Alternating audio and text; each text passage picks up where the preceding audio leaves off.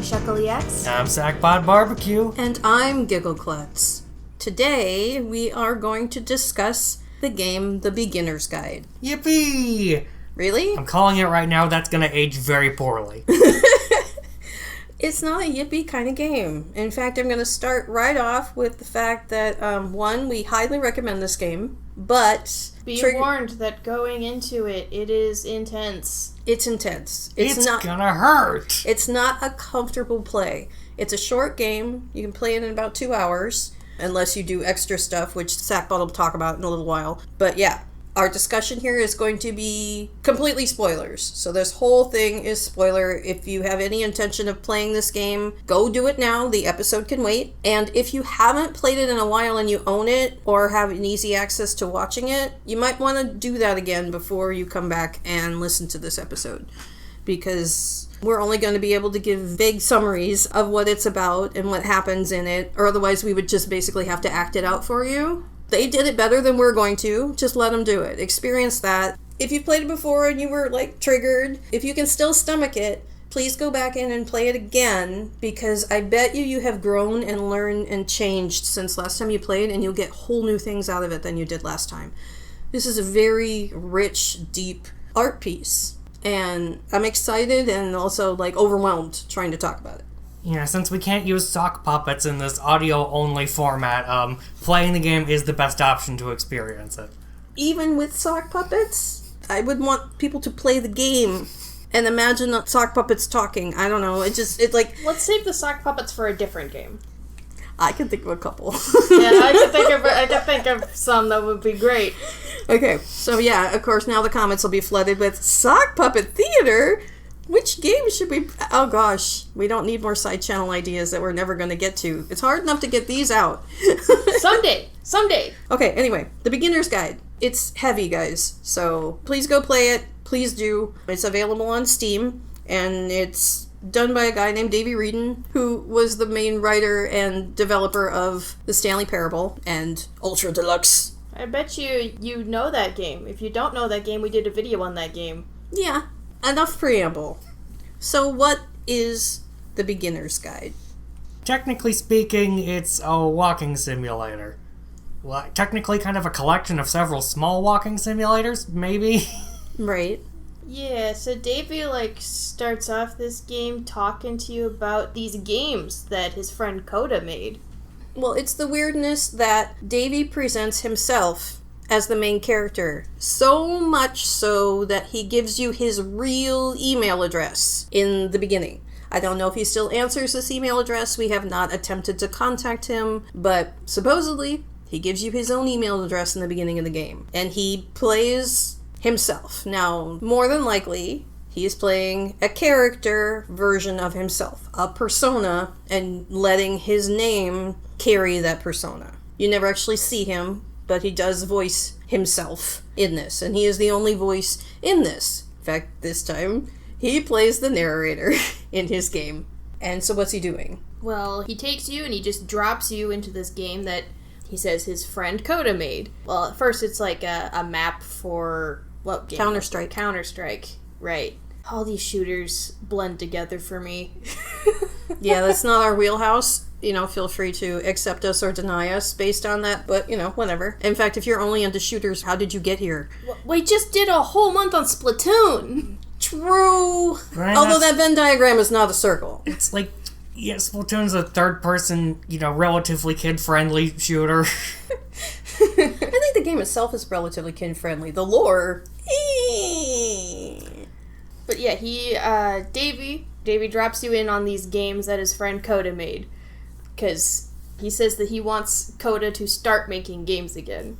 And he keeps talking about Coda in the past tense, which is very ominous. He had his friend who made cool games and stopped at some point, so he wants to release this collection, walk you through it, in hopes that it will encourage Coda to start making games again. So you go through chapter after chapter of small game made by Coda, and he gives you his interpretation, and sometimes he breaks the game a little bit to show you more about the game. You're never given an opportunity to just experience the game for what it is before he gives you his 2 cents. In fact, there's one chapter where there's a lot of little points of dialogue where it's pretending that people were leaving comments on this environment from the internet, and he tells you right away, it's like, you don't have to read them all. There's no achievement for that or whatever. You don't get anything for collecting them all. And it's like, you're not even going to let me explore before you're going to discourage me from exploring? That just, so much of Davy's presentation in this just rubbed me the wrong way. And I know that's on purpose, but just that one irked me so bad. I'm like, not only are you going to talk over my entire experience, but you're going to discourage me from having it at all. Yeah, it's like when I was having my most recent playthrough in preparation for this episode, it's like, yeah, there were some points where I really just wanted to take in what was happening. It felt like he just found the worst times to speak up about what was going on. It's like trying to watch TV with your worst TV friend. The one who's watched the show before and keeps interrupting it to tell you, oh, this is a good part.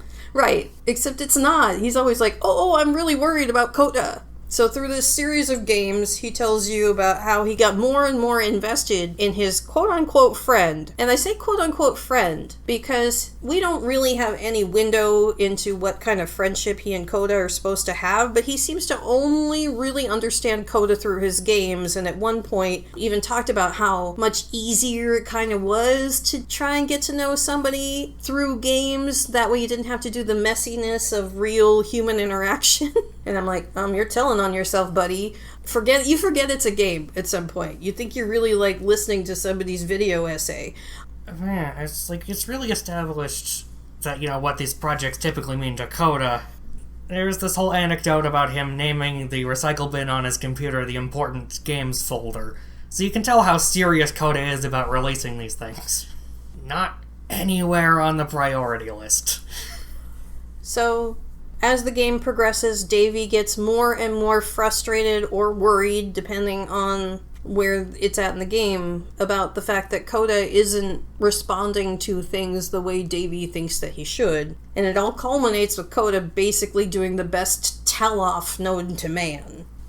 He creates an entire game, emails it to him through a private link, and says, in it, after he cheats and breaks the game and goes to the back, the part where you're not supposed to be able to go. Right. He specifically designed it. It's like, you can only get here if you break it. Right. You can't play the game on face value and see any of this. You have to be willing to take the game into your own hands to be able to see any of this. Once he does, there's a message there to Davy saying, don't talk to me anymore. I don't want to talk to you anymore. And it's more detailed than that, and I will get into that later on in this episode. But just basically, he creates an ominous tower that Davy still takes you through. And after being told off like that, Davy still admits that even though Coda told him not to talk to other people about him, not to share his games with anyone, and not to talk to him, Coda, anymore, Davy still made this larger game and put it out on the internet. Still put out this huge collection of these games he stole from his friend, and it's like, if I recall correctly, it's like, yeah, this has got a price tag on it and everything. Mm-hmm. It does. This is not a free endeavor. Now, here's where the mindfuckery comes in. You're expected the balance between, is this real, is sitting there the whole time, and how worried he is about Coda is palpable. You're wondering if this is a real person. Is this a story? Is this an extrapolated story? Are these real people? What happened to Coda? Is Coda okay? Because Davy's obviously not. I mean, we all know he's... in the game, Davy's obviously not. Okay? I mean, if you're mistaking parasocial relationship for real attachment, you're not okay. There is a lot of work that needs to happen in there, and we'll talk more about that in detail, but you get to think about it. So as I was playing this initially, before I talked to anybody about it, I had to look it up. I'm like, okay, is Coda real? Is this really happening? I can't relax playing the rest of this game. It's too tense for me. Not knowing if somebody's gonna die, I mean, if they're as depressed as that, death is on the table, right? So I look it up and it's like, no, it's a story. Davy just put his real name on this for some reason. Yes. I'm his like, real name and an email address that theoretically works. Yeah. It's fiction, but it is played totally straight. Played totally straight. And if you want to believe it you can lean into it and believe it because the story works that way.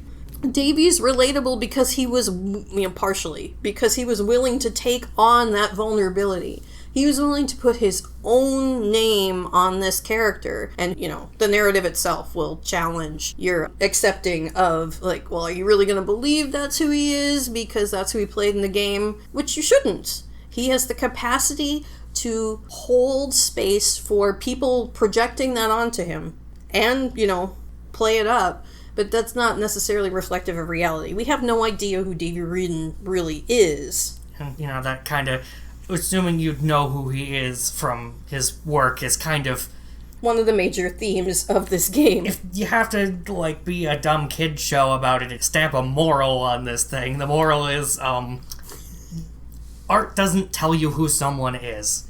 The only thing it says about somebody is that they would make this art. That is it. Well, which means that there is, something we could pick up from this, and that's that he's probably got a pretty good sense of humor.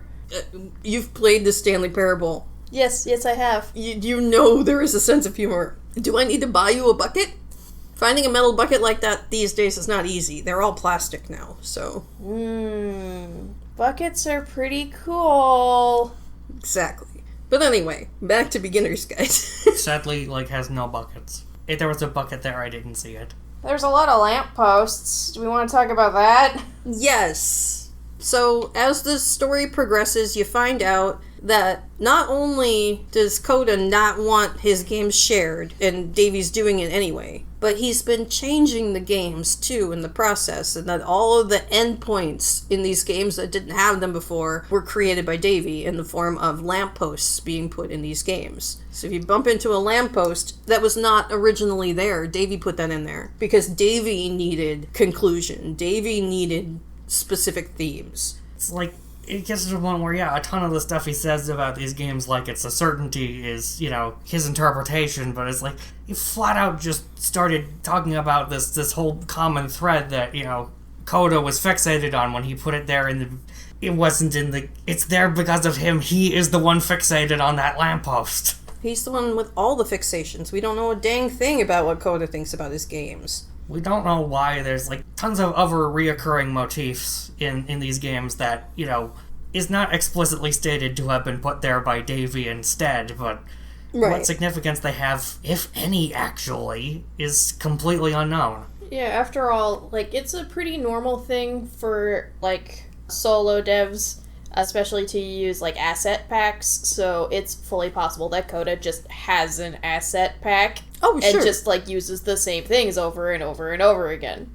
Like you do. Right. And it's all made with Source, right?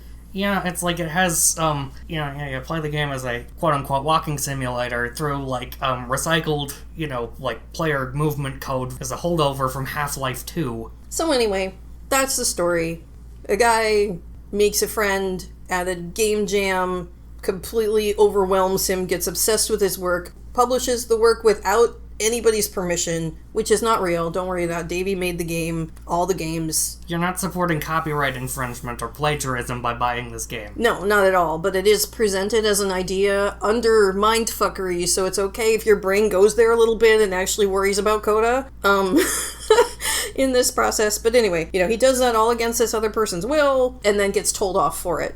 And then has to grapple with the fact that he's behaved with no boundaries, that he's been a terrible friend and possibly a terrible person, and now can't seem to stop. And it's super interesting. I mean, it's really, I'd be hard-pressed to think of a movie that made me think this hard or feel this much, I'm sure there is, but it's there's a lot in there. This is another one of those things where you can't just slap it into any medium. It's something about, the new age of art, where the fourth wall is becoming more and more permeable, and presenting reality is part of the art in a lot of these cases. Side note, while we were making this episode, we also played the Hex, and if you know what that is, you can understand where our minds might be really messed up right now. Yeah, we'll get to that. Which is now becoming your tag phrase. Not in this episode, though. Hex will get its own episode sometime in the future. Yeah, I'm not interested in cramming any serious discussion of any other games. No, this one's going to take us long enough. Although I wouldn't mind a collaboration between Davey and Daniel. I think those two would make something really weird. I would, yes. Yes. I could write, my brain, I don't even write fan fiction, but my brain's writing fan fiction about what a game written by Davey Reedon and Daniel Mullins would be. So it's like, yeah, that's a collaboration that I totally would get behind. Well, it might actually be a good thing for a hypothetical final product from that. The concept kind of terrifies me. Well, yes, of course, that is absolutely terrifying, but in the way that I want. It's the delicious kind of terror, though. We don't like horror, but we love that psychological mindfuckery. Don't you? You're like, he's holding his head right now. I might be a bit more resistant to this, I've already had enough existential crisis today. Oh, and then we made you talk about this. Oh, I'm so sorry. So, I'm finding that this game brings up some very interesting questions.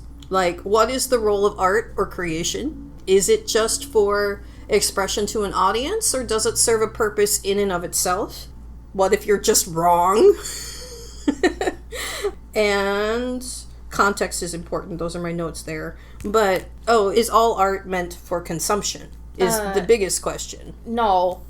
No, absolutely not. But we bring that up because Davey's taking these personal projects of Coda. Basically, they're like journal entries or sketchbook sketches, and treating them like they're finished products, polished and ready for publication, and adding the kind of analysis you would do to something that had gone through a publishing process, which is a fallacy that a lot of people fall into who have not been through the creation process before. You think things work very differently than they do, and that's just an ignorance. It's not a malicious thing that people do, but they put an analysis on stuff without an understanding about how it's created. It's like, there's so much mess and rough edges with creating anything. Like, one example I was thinking of is, I think it's the third chapter, where Davey breaks the game for you and lets the walls fall away, and then all of a sudden you can see all the other stuff that exists in that level that you can't get to. And I'm like, well, when I look out at that, he's got this whole interpretation that, see, it's an example of how the other one was a lot inside or whatever. So he's got this interpretation that I can't even stomach anymore, because when I look out at it, I'm like, oh, this looks exactly like someone who was playing with a brand new tool. He's like, oh, I'm going to make a hallway that does this, and then I'm going to make a hallway that does that. And rather than take them all out again when he was done, once he found what he wanted, he just closed it off and didn't erase anything. But while that might seem like, oh, that's just really messy, the mess is there also as a record that you already tried those things. If they still exist, you can go back and visit them, which is fine for the developer, and it's not meant for an audience. And this is actually something that comes up a lot with me as a digital artist, because, like, I have to go through, like, several sketches to get the piece that I want, and I save all of those on their own separate layers in the sci file for my art. So every single one of them is just there, invisible. It's exactly the same thing. And it's like, nothing else. It could just be like that one map, the one level is just a bunch of separate little experiments that all just ended up being in the same files, that are all loaded at the same time, and they're not even meant to be connected at all. Exactly. But we're not given, one, the ability to check that out and look, but Davey's simplistic explanation from an artistic thematic view, which is completely inappropriate for what he's showing us, but he doesn't seem to have the wisdom to understand that it's fine to have a thought experiment where you're imagining that's true. It's a total different thing to project that you understand something when your understanding is based on deliberately taking something out of context. It's like, picture this. I'm trying to draw a picture of a cow on a napkin, and then my friend comes over and is like, oh wow, that lion you drew is so deeply symbolic. And I'm like, no, dude, it's a bad cow. And it's like, no, you don't understand. It's like, I do understand. I made the cow. Right, exactly. In fact, Sackbot here coined a phrase, as far as we know, I've never heard this anywhere before, to talk about what Davey did to Coda's work. By taking Coda's work and manipulating it without his permission and presenting it to other people, he presents you a little game with, what's a lamppost? I was going to call it a lighthouse. With a lamppost in it as an ending, and then give that interpretation about how thematic and important it was to Coda. Coda didn't even know those things were in them right away. You know, it's like, it's not any of Coda's intentions, but what did you call that whole process? The murder of the artist. Right. So where you basically decide that what you need, what you want, and what you think is more important than the artist. And in some cases, that only matters somewhat. If you're debating or playing with a created, published thing, that's one thing. If someone shows you their video game version of a journal entry, and then you manipulate it and show it to other people, that's a completely different thing. Yeah, like, it's one thing to, like, look outside the bounds of this game and go, like, wow, I'm learning something new about this piece of art I enjoy all the time. This is different. Or, hell, if there was, like, some entire separate game that Davey actually made based off of this stuff, that would be different. Mm-hmm. Oh yeah, that would be, if that was the sort of thing that Davey was doing, I think, like, there's a way higher chance these two would get along, you know? Right. But the whole point is to bring a focus on the big feelings that happen when people get caught up in attachment to, one, stuff that doesn't belong to them. You know, it's a parasocial attachment to somebody else's work taken out of context. It doesn't take long in the narrative to find out that Davey cares a hell of a lot more about his own interpretations than he does about Coda's feelings. And yet he refers to Coda as a friend. My friend Coda. Now, I have a really hard time thinking that Coda ever felt the same. It's like, oh yeah, it's just this annoying guy that I can't seem to get rid of, and if I show him my games, he goes away, only to find out that this is what he's doing with them. He was telling other people that I'm really depressed and he's really worried about me. Meanwhile, he's not talking to me about being worried about me. It's safe to say as you get into, you know, the later projects in the collection, I was like, yeah, it is pretty much unarguable that Coda's going through something, but... yeah, it's, you know, there's always the chance that some of what Coda's going through is Davey. Right.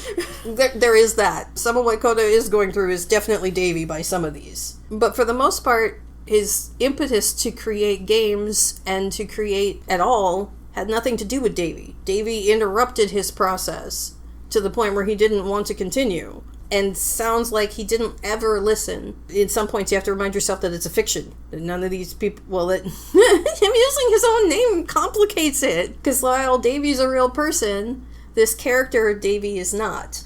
It's like, yeah, we're not using this episode to accuse the literal Davey Wreden of anything.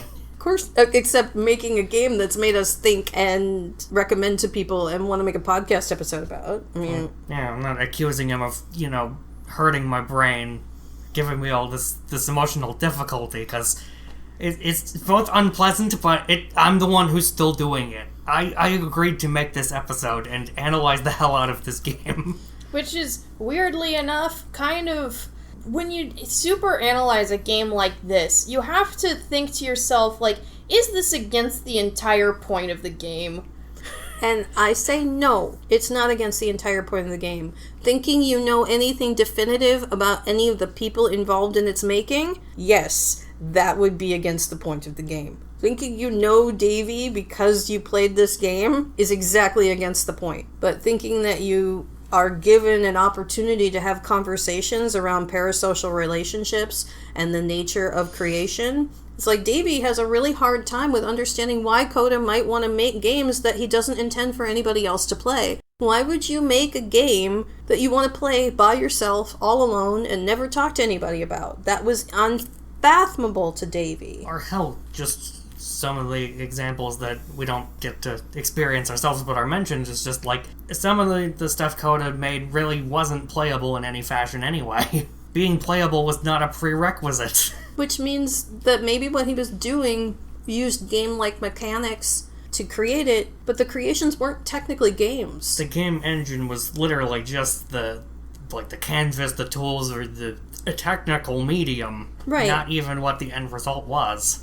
And all of this discussion we've been having in the household about beginner's guide and about video games and creation and all of that made me think about it for a second, about how if you live or have had a history of being in a space where like your journal wasn't really private, where like somebody would read it and hold your private working out your thoughts against you, a video game might be a lot safer place to put some of that stuff than some other place. And it'll, imagine the possibilities of 3D environments where you control all the aspects. So all of the little thought scenarios you want to have, you can do. You can put all the dialogue options that you wish you had, and you can imagine how they'd play out in a much more, tangible way than you would in just a journal or just a sock puppet show by yourself, But that doesn't mean that you want that scrutiny from anybody else. The scrutiny doesn't create the validity. Maybe you just need a box to sit in for an hour.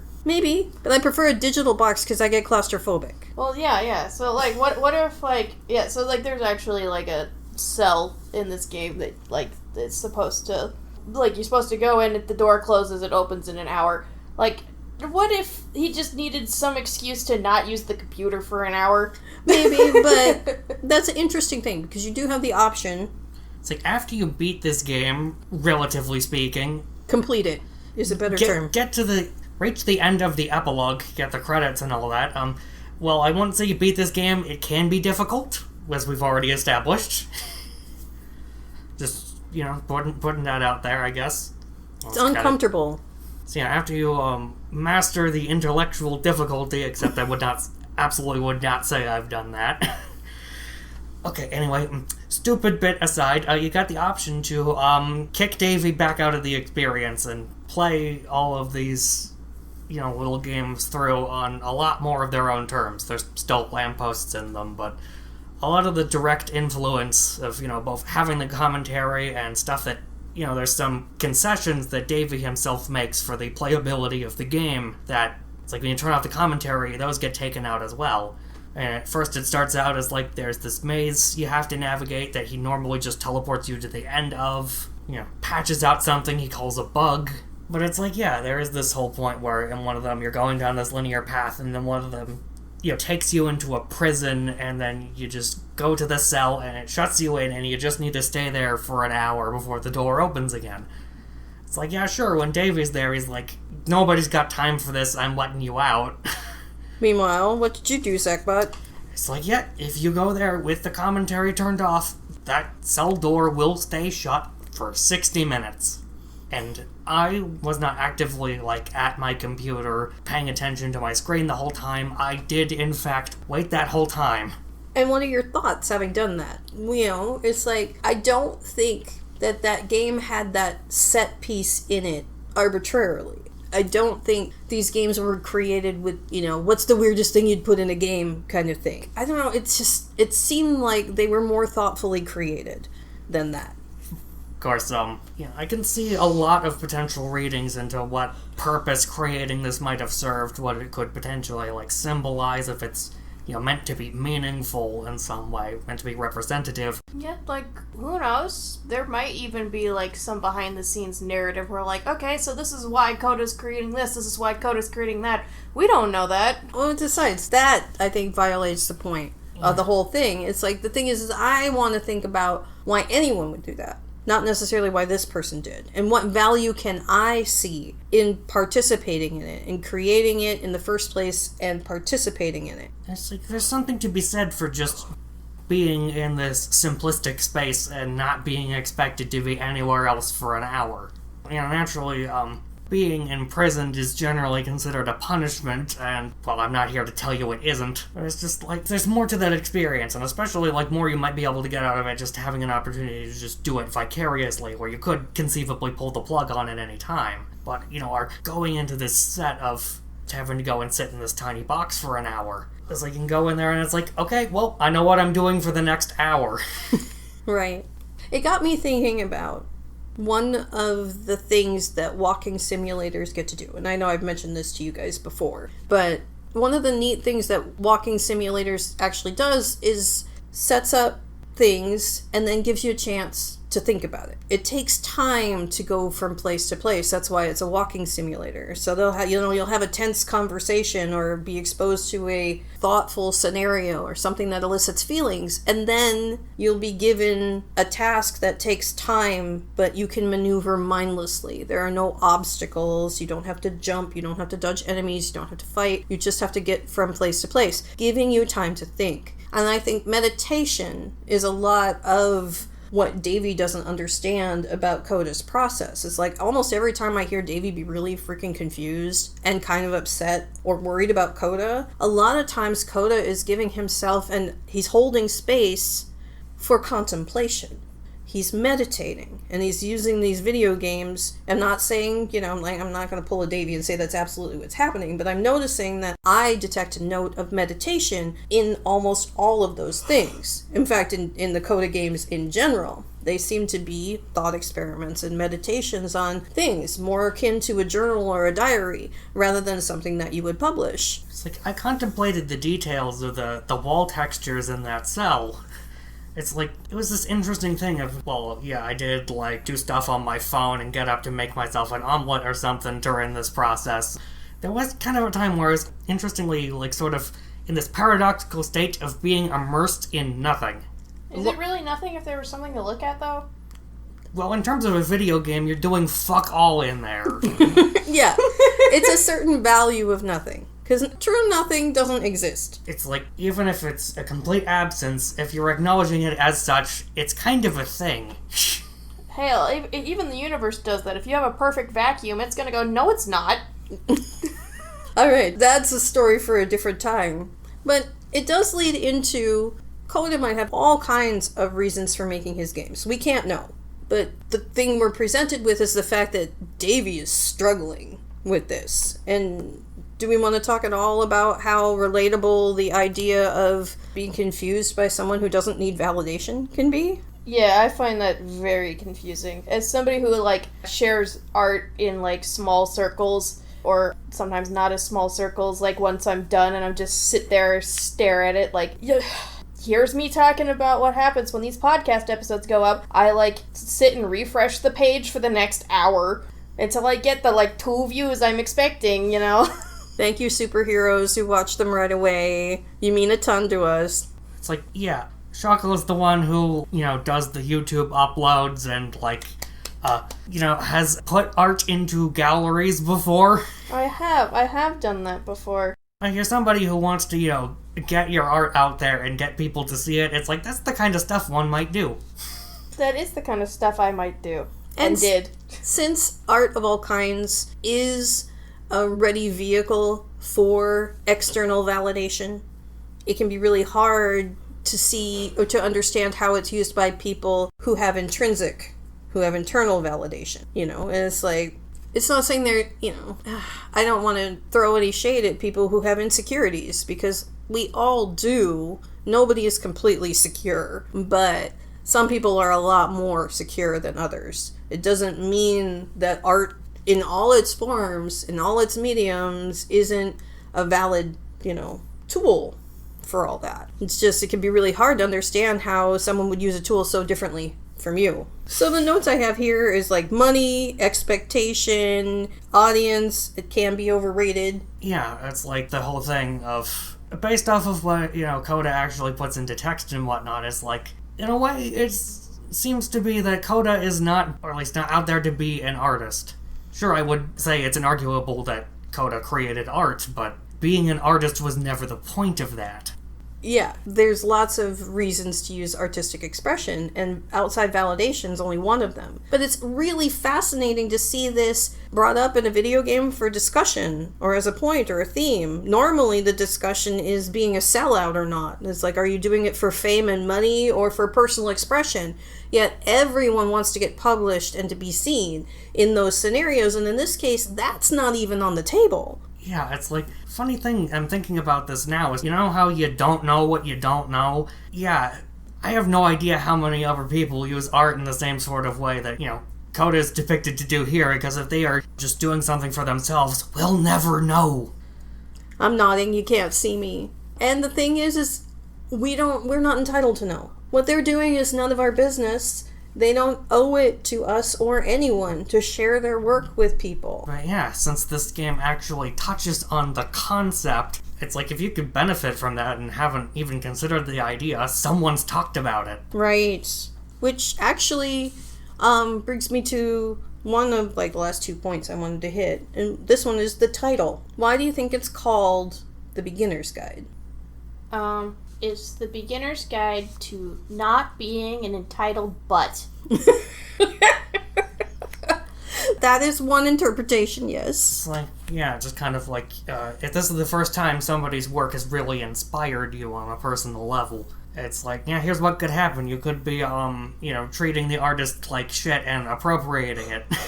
Right. And I think it addresses that ignorance we talked about earlier. If you're not a creator yourself, or you're new to creation, or the cultural sphere of creation to where you're hanging out with artists and creative people, you may be looking at all the wrong things and projecting your own experience in an inappropriate way into what other people are doing. But he also goes through in step-by-step process through which games he shows you, is kind of talks about how theme works, talks about how just vaguely engines work, and really goes through a little bit of what a rudimentary puzzle can look like. How you can use space, and draws the line, of half and all that kind of stuff. There is kind of a progression of complexity for how these games are built. Into kind of a beginner's guide of things that if you're inspired by any one of those games, he also gives kind of a reasonable time frame for how long it might take to create something like that. By giving you the dates in which Coda how long it took him 7 months to make this one, but that's the longest one. 7 or 10 months, I think, is the longest one. But anyway, I have no idea what kind of level of skill they had going into it, or how hard any of this really is to do, because I don't. But it's like saying that making a game of this size or caliber in a month is not unheard of, is not unreasonable. So if you think that, the time frame of how much it takes to make something that you're not going to necessarily even show anybody else, just for your own amusement or just for your own friends' amusement, is you don't have to limit yourself based on what other people create. I think it's showing how low the threshold really can be once you start getting into using the tools.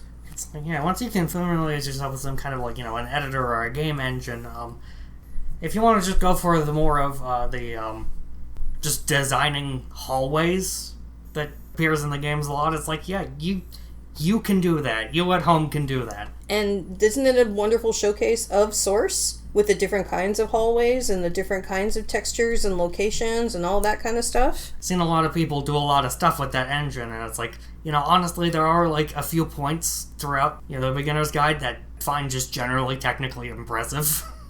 Like what? There's the whole bit where you have the gun and you start shooting everything up. You start destroying previous set pieces, and just the way you can just genuinely carve holes in it impresses me. I found that wonderful metaphorically too.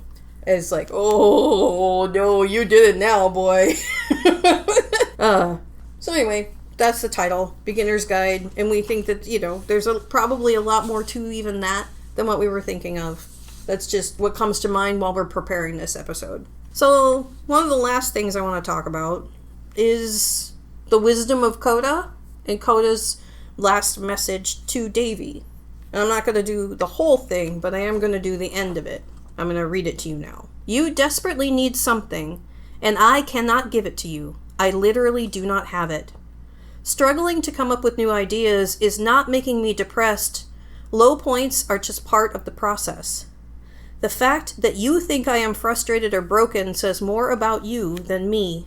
I realize this doesn't make sense to you just yet, but I hope that one day it clicks and that you make peace with this thing that you are wrestling.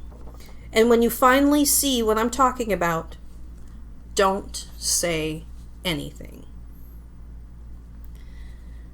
And I was reading that again this morning and was really thinking about some times in my life when I have had friendships end because of my own bad boundaries. And I think that's one of the reasons that this game is so moving, is that Davy's not evil. Like, we were talking about that too. It's like, he's not a bad person, but he is not a safe person. And there have been lots of times in my life when I've been Not a bad person, but not a safe person. Like, if I didn't understand your boundaries, I could not be trusted to not respect them. And, and I like about that, the don't say anything bit, too, is that in my moments when I've finally figured something out, when I finally find that thing I was looking for, I just need to absorb what I've learned into my life and move on in my life now with this knowledge and the security around whatever it was where I was insecure before. I can't use this new knowledge and then turn it into entitlement and go back into those wasteland relationships that had already died and say, see, look, I learned this now. Now you can forgive me. Now I'm safe. I'm like, I am not entitled to their intention at this point just because I finally figured myself out. What? Oh, I've just known somebody who has violated my trust before and then just goes, said repeatedly, so do I have your trust back? Do I have it back? When will I get it back? And it's like, what I'm thinking is that if, now that this has happened to me, where I get to be Coda in the situation a few times, I know it would have to naturally be occurring in some other complete arena than the place where the boundary had been violated before I'm going to entertain it at all. You saying you've changed is not enough. You saying you want to change is not enough.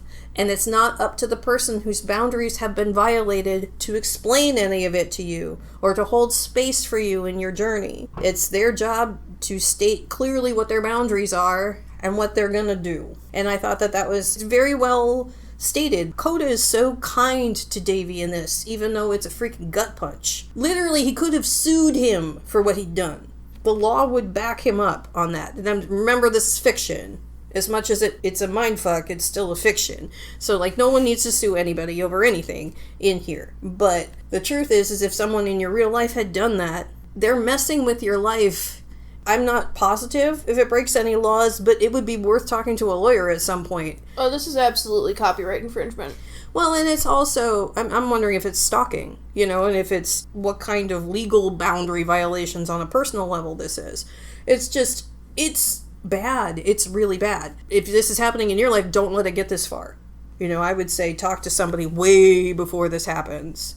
But in the meantime, I felt for Davy. I mean, you feel for Coda, absolutely, because that's just unfathomable that someone, once you realize that he also lied to the audience about manipulating the games, I'm like, you're what? It's gross, and it's so well written that Davy comes to the realization in front of you that he discovers that, yeah, I really am that gross. What I've done is terrible and I can't seem to stop. It's heart-wrenching. It is just heart-wrenching, because I think insecurity has led almost everyone, even if only when you were a teenager, to do things to your friends that you really wish you could take back. To have not taken advantage of situations in the ways that you did. But doing so is part of learning how those boundaries work. And I find them, exaggerated. Those dissonances, those misunderstandings are exaggerated in people who've been through trauma, especially emotional trauma. It can be really hard for people whose families growing up didn't respect their boundaries at all. It can be hard for them to understand where boundaries should be and give them no tools for communicating about them or accepting communication about them without, getting triggered, without getting defensive, without just trying to end the conversation and not get anywhere, which leads to entitlement and all those kinds of things. But I think, my encouragement here is to absolutely play Beginner's Guide, to really think about all of the uncomfortable feelings that you have while you play it. Take the game's cue and give yourself space. If you think of the space between the doors, as that happens in the puzzle over and over again, as an opportunity to meditate on what you've learned and leave some stuff behind you and take only with you what you want to take from there. That's another interpretation of them. But give yourself an opportunity to forgive yourself, give yourself an opportunity to learn and to grow, and know that learning and growth are painful sometimes. Healing from trauma and growing as a person is not a comfortable process, but it's definitely worthwhile. And I think, any conversations you have about this or any other art, thumbs up. Yeah. Any last thoughts? So yeah, that woohoo at the beginning, yeah, that didn't age well as I predicted. Good callback, though. We had a few jokes. We had a good time. Forgive me, I'm just tired because of everything. And it's really hot today. It's really hot. This is being recorded, right as the majority of Splatoon June is finished.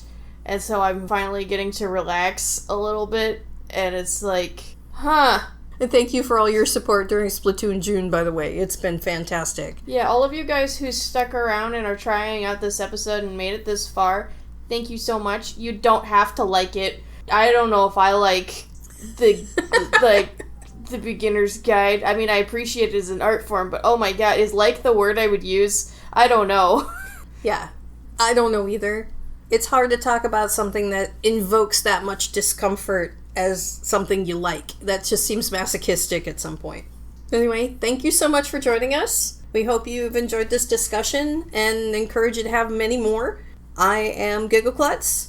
I'm Honeyshuckleex. And I'm Sackbot Barbecue. This has been Collab Not Multiplayer. Goodbye. Bye. Bye.